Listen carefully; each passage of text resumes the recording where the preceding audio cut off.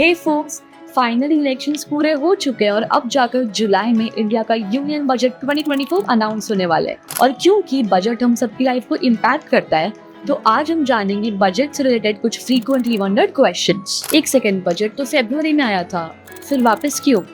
Well, 2024 was supposed to have Lok Sabha elections, जिसके पहले announce हुआ था इंटरिम बजट। पर अब फाइनली न्यू गवर्नमेंट लेके आई है एक full fledged union budget with a long term vision. ठीक है, पर कॉमन मैन का क्या फायदा? वो कहाँ बजट को इन्फ्लुएंस कर सकता है?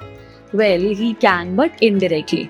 बजट फाइनलाइज करने से पहले गवर्नमेंट पब्लिक से ओपिनियन लेती है regarding policies, tax reform, subsidies and more on platforms like mygov.in, और you can even raise your voice through public forums. मगर क्या फाइनलाइज बजट फिर से चेंज हो सकता है?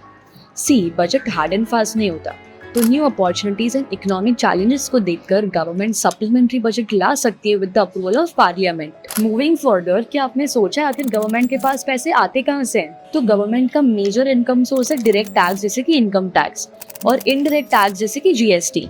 इसके अलावा पब्लिक कंपनीज के profit, fees, investment for returns and much more. और पैसों की जरूरत हो तो गवर्नमेंट बॉन्ड्स और लोन्स के थ्रू डोमेस्टिकली और इंटरनेशनली भी पैसे रेज कर सकती है। मान लो फिर भी सरकार के पैसे खत्म हो गए तो?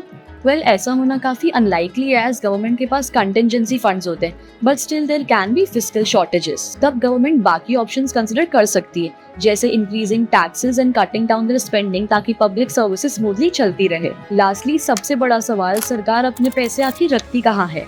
वेल, ये पैसा होता है with RBI kept in the Consolidated Fund of India, which is managed by Ministry of Finance. इसी चीफ अकाउंट से गवर्नमेंट अपने रिसीट्स और पेमेंट्स को मैनेज करती है। So this was Yes Takes on Budget. For more such insightful content, keep following Yes Securities Choice of the Wise. Investment in securities markets are subject to market risks. Read all related documents carefully before investing.